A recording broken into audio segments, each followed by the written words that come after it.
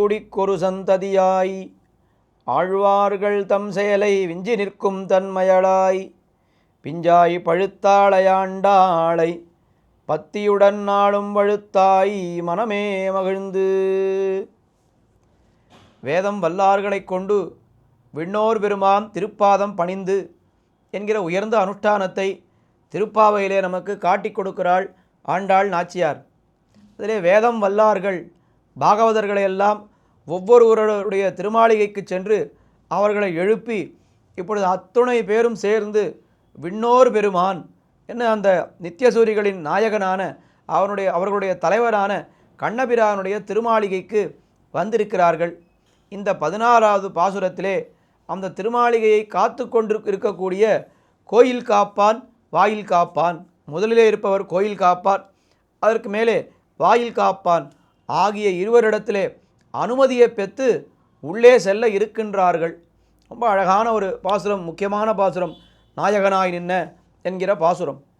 நாயகனாய் நின்ன நந்தகோபனுடைய கோயில் காப்பானே, கொடித்தோன்னும் தோரணவாயில் காப்பானே, மணிக்கதவம் தாழ் திறவாய் ஆயர் சிறுமியரோ முக்கு அரைபறை மாயன் மணிவண்ணன் நென்னலே வாய் நேர்ந்தான் தூயோமாய் வந்தோம் துயிலழப்பாடுவான் வாயால் முன்னம் மாத்தாதே அம்மா நீ நேசநிலை கதவம் நீக்கு நீ கேளோர் எம்பாவாய். கண்ணபிரானுடைய திருமாளிகையை காத்து கொண்டிருப்பவர்கள் கோயில் காப்பான், அடுத்தது வாயில் காப்பான். முதலிலே கோயில் காப்பான் இடத்திலே அனுமதியை பெறுகிறார்கள். அவனை அழைக்கும் பொழுது என்ன சொல்லி அழைக்கிறார்கள்? நாயகனாய் நின்ன நந்தகோபன். உலகத்துக்கெல்லாம் நாயகன் யாருன்னா எம்பெருமான் ஸ்ரீமன் நாராயணன். நாயகன் முழுவேடுலகுக்கும் நாதன் வேதமயன் என்று நம்மாழ்வார் கொண்டாடுகிறார். ஆனால் இந்த அவதாரத்திலே அந்த கண்ணபிரான் தனக்கு நாயகனாக ஒருவனை தேர்ந்தெடுத்திருக்கிறான்.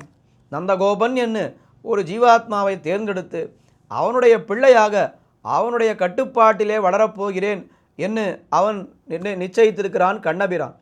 அப்போ இந்த அவதாரத்திலே நாயகன் யார் என்னால் நாயகன் நந்தகோபன். இந்த அவதாரத்திலே மட்டும் அவர் நாயகன். அதனால் நாயகன் ஆகி நின்ன நந்தகோபன், நாயகனாகி நின்ன நந்தகோபன், நந்தகோபனுடைய கோயில் காப்பானே. இல்லையினால் இப்படியே அர்த்தம் காட்டியிருக்கிறார்கள். நந்தகோபனுடைய கோயில் காப்பான் இருக்கிறாரே அவர்தான் நாயகன். நாயகனாய் நின்ன நந்தகோபனுடைய கோயில் காப்பான். என்ன காரணம் என்னால் நமக்கு வேண்டிய கண்ணபிரான், அந்த கண்ணபிரானை பத்திரமாக பாதுகாத்து நமக்கு கொடுப்பது யாருன்னா இந்த கோயில் காப்பான் தான். அதனால் கண்ணபிரானுக்கு எந்த ஆபத்தையும் வராமல் தடுப்பவர் இவர்தான். அதனால் இவரே நாயகன் என்ன அப்படியும் சொல்லிவிடலாம். நாயகனாய் நின்ன நந்தகோபனுடைய கோயில் காப்பானே என்ன அவனை அழைத்தார்கள். இந்த வார்த்தையை கேட்ட உடனேவே அவருக்கு ரொம்ப சந்தோஷம். நம்ம ரொம்ப கொண்டாடுகிறார்களே அப்படின்னு உள்ளே அனுப்பிவிட்டார் அந்த நந்தகோபனுடைய கோயில் காப்பான். அடுத்த கட்டிலே வாயில் காப்பான். இந்த வாசலை தாண்டி அடுத்த வாசல், அதிலே வாயில் காப்பான் இருக்கிறார். அவனை பார்த்து என்ன சொன்னா? கொடித்தோன்னும் தோரணவாயில் காப்பானே. கொடித்தோன்னும் தோரணம், கண்ணபிரானுடைய திருமாளிகை எங்கே இருக்கிறது? இருட்டிலே இந்த இடைப்பெண்கள்லாம் வருவாளே தேடிண்டு, அவர்களுக்கு இது எங்கே இருக்கிறதுன்னு தூரேந்தவர்கள் வரும்பொழுதே அவர்கள் தெரிந்து கொள்ள வேண்டுமே என்பதற்காக பெரியசா கொடியெல்லாம் கட்டி வச்சிருக்கா. அந்த கொடி தோரணம்லாம் கட்டி வைத்திருக்கிறார்கள். அதை காப்பவன் இந்த வாயில் காப்பான். கொடித்தோன்னும் தோரணவாயில் காப்பானே. ஏன்னா வரக்கூடியவர்கள் எல்லாரும் சிறிய பெண்கள் இல்லையா? திருமாளிகை எங்கே இருக்குன்னு எல்லாம் திண்டாடுவா. அப்படி திண்டாடாமல் இருக்க வேண்டும் என்பதற்காக ஒரிய பெருசாக ஒரு தோரணம், ஒரு கொடி கட்டி வைத்திருக்கிறார்கள். அந்த காலத்திலே தண்ணீர் பந்தல்னு வைப்பார்கள். இந்த தண்ணீர் பந்தலை தேடிக்கொண்டு ஒருத்தன் வரும்பொழுது இந்த பெருசாக கொடி ஒன்று இருக்கும் தண்ணீர் பந்தல்னு, அதை பார்த்த உடனே அவன் தெரிந்து கொள்வான். இந்த தண்ணீர் பந்தலுக்கு போய் அதுக்கப்புறம் தீர்த்தம் சாப்பிட்றது இருக்கட்டும், அந்த கொடியை பார்த்த உடனேவே அவனுக்கு தாகம் பாதி தீர்ந்துவிடும். அதுபோல் இந்த கொடியை பார்த்த உடனே கண்ணபிரான் நமக்கு கிடைத்தே விட்டான் என்ன இவர்களுடைய அந்த ஒரு ஆர்த்தியானது, துக்கமானது தீர்ந்துவிடும் என்று காட்டுகிறார்கள். கொடித்தோன்னும் தோரணவாயில் காப்பானே, மணிக்கதவம் தாழ் திறவாயி.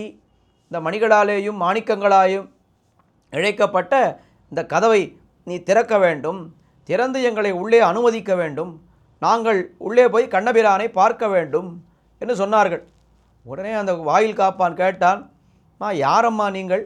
என்னமோ திடீர்னு நடுராத்திரியிலே வருகிறீர்கள், வந்து ரொம்ப உரிமையோடு கோயில் காப்பானிடத்தில் அனுமதி வாங்கி வந்து விட்டீர்கள், என்னிடத்திலே ரொம்ப உரிமையோடு ரொம்ப மிரட்டுகிறீர்களே, மணிக்கதவம் தாழ்த்திரவாயின்னு. அப்படியெல்லாம் திறக்க முடியாது, கண்ட நேரத்தில் எல்லாம் திறக்க முடியாது. என்ன அயோத்தியைன்னு நினைத்தீர்களா? எப்பொழுது ராமனுக்கு யாராலையும் எந்த ஆபத்தையும் அங்கே விளைவித்து விட முடியாது. இது திருவாய்ப்பாடி, இங்கே எழும்பூண்டெல்லாம் அசுரப்பூண்டாக இருக்கிறது. கண்ணனுக்கு யாராலே எந்த சமயத்திலே என்ன ஆபத்து வருமோன்னு நாங்களே தவித்து கொண்டிருக்கிறோம். திடீர்னு வந்து கதவை திறன்னு சொல்லியிருக்கீங்களே, அப்படிலாம் திறக்க முடியாது அப்படின்னு சொன்னாலாம். ஐயோ, எங்களுக்கும் தெரியும் கண்ணபிரானுக்கு யாராலே எந்த சமயத்தில் என்ன ஆபத்து வரும்னு நாங்களும் துடித்து கொண்டு தான் இருக்கிறோம். ஆனால் எங்களை பார், நாங்கள் என்ன ஆபத்தை விளைவித்து விட முடியும், நாங்களெல்லாம் பெண்கள் என்று சொன்னாலும். உடனே அவன் சொன்னான் பதில், பெண்களாக இருந்தா பூதனைன்னு ஒரு வந்தா, அவளும் பெண் தான், ஆனால் கண்ணனை முடிக்க வந்தாள். அதனால் நீங்கள் பெண்கள் என்பதனாலே உங்களை நான் நம்ப முடியாது என்று சொன்னானாம். உடனே நாங்கள் பெண்கள் மட்டுமே இல்லையே, நாங்கள் ஆயர் சிறுமியரோம். எப்படிப்பட்டவர்கள் என்னால் சிறுவர்கள், சிறுமியர்கள், நாங்கள் என்ன ஆபத்தை விளைவித்து விட முடியும் என்று சொன்னான். அப்போ அவன் என்ன சொன்னான்? அவன் பதில், ஐயோ தெரியுமே, வத்சாசுரன்னு ஒருத்தன், அவன் சின்ன கண்ணுக்குட்டியாத்தான் வந்தான், அவன் கண்ணபிரானை முடிக்க வேண்டும் என்று வந்து விட்டான். அதனால் நீங்கள் சிறுமியர்கள் என்பதனாலேயும் அப்படியெல்லாம் ஒரு நம்பிக்கையோடு உங்களை அனுப்பிவிட முடியாது என்ன அவன் சொன்னானாம். உடனே இவர்கள் சொன்னார்கள், ஆயர் சிறுமியரோ முக்கு அரை பறை மாயன் மணிவண்ணன் நென்னலே வாய் நேர்ந்தான். ஐயோ, எங்களுக்கு அறைகின்ற பறையை கொடுக்கிறேன் என்று கண்ணபிரான் அவன் நேற்று அவன்தான் வாய்மொழிந்தான், அவன்தான் சொன்னான், எங்களை அதிகாலையிலே வாருங்கள், உங்களுக்கு நான் பறையை கொடுக்கிறேன் அப்படின்னு சொல்லி. அது எப்பேற்பட்ட நேற்றைய தினம் எங்களுடைய கால்களிலே அவன் விழுந்து கிடந்தான். ஆனால் இன்றைக்கி எங்கள் தலையெழுத்து பாரு, உன்னுடைய கால் திருவடிகளிலே நாங்கள் விழுந்து கிடக்கிறோம். அதனால் நென்னலே வாய் நேர்ந்தான் என்று அவன் சொன்னார்கள், அந்த வெளியில் இருப்பவர்கள் சொன்னார்கள். உடனே அந்த வாயில் காப்பான் இவர்களுடைய பாவசுத்தியை சோதிக்க வேண்டும் என்பதற்காக, ஒரு பறை பெறுவதற்காகவா நீங்கள் வந்தீர்கள் என்று கேட்டானாம். உடனே அவர்கள் சொன்னார்கள், நாட்டாருக்காக பறை என்று சொன்னோமே தவிர எங்களுக்கு வேண்டியது கண்ணன்தான், தூயோமாய் வந்தோம், நாங்கள் ரொம்ப தூயோமாய் கண்ணனையே வேண்டி வந்தோம் என்று சொன்னார்கள். அதற்கு அவன் பதில் சொன்னான், சரி கண்ணனை வேண்டி வந்தீர்களானால் எல்லாம் பொழுது விடியட்டும், நான் பகல் பொழுதிலே வாருங்கள் என்று அவன் சொன்னானாம். அதற்கு பதில் சொல்கிறார்கள், துயிலெழப்பாடுவான் வந்தோம். பகலில் போய் பெருமாளை சேவிக்கிறதுன்றது ஒரு தனி விஷயம். ஆனால் அதிகாலையிலே அந்த விஸ்வரூப தரிசனம்னு சொல்கிறார்களே, திருக்கோயில்களிலே போய் அந்த விஸ்வரூப தரிசனம் சேவிப்பது என்பது அது தனி விஷயம், அது தனி பாக்கியம், அது எல்லோருக்கும் சட்டென்று கிடைத்து விடாது. அதுபோல் இங்கே இவர்கள் என்ன சொல்கிறார்கள் என்னால், இந்த கண்ணபிரானை துயிலெழுப்பதற்காக நாங்கள் வந்தோம், துயிலெழப்பாடுவான் வந்தோம் என்று சொன்னார்கள். சரி, இவர்கள் மீது பரிதாபப்பட்டு உள்ளே விடலாமா வேண்டாமா என்ன அவன் யோசித்து கொண்டிருக்கிறான். அந்த சமயத்திலே, வாயால் முன்னம் மாத்தாதே அம்மா, நீ மனதாலே எங்களை அனுமதிக்கவில்லை என்று நினைத்தாலும் வாயாலே அதை சொல்லிவிடாதே என்று அவனிடத்திலே மன்றாடினார்கள். சரி நீங்கள் உள்ளே போங்கள் என்று அவன் சொன்னானாம். சொன்ன உடனே, ஐயோ நாங்கள் கதவை திறந்து நாங்கள் உள்ளே போக முடியாது, போக மாட்டோம், அந்த கைங்கரியத்தை உனக்குத்தானே எம்பெருமான் கொடுத்திருக்கிறான், நீ அந்த கைங்கரியத்தை செய்து எங்களை அனுமதிப்பாயாக. அதுவும் அது எப்பேற்பட்ட கதவு, நேசநிலை கதவம், நேசக்கதவு, நிலைக்கதவம்.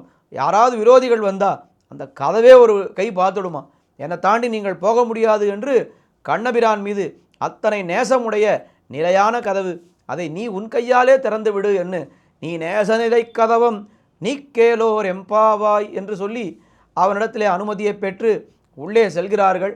உள்ளே சென்று கண்ணபிரானை நாளைய பாசுரத்திலே, நாளைய தினம் கண்ணபிரான் நந்தகோபர், யசோதை பிராட்டி, நம்பி மூத்த பிரான், கண்ணபிரான் என்று இந்த கிரமத்திலே எழுப்ப இருக்கிறார்கள்.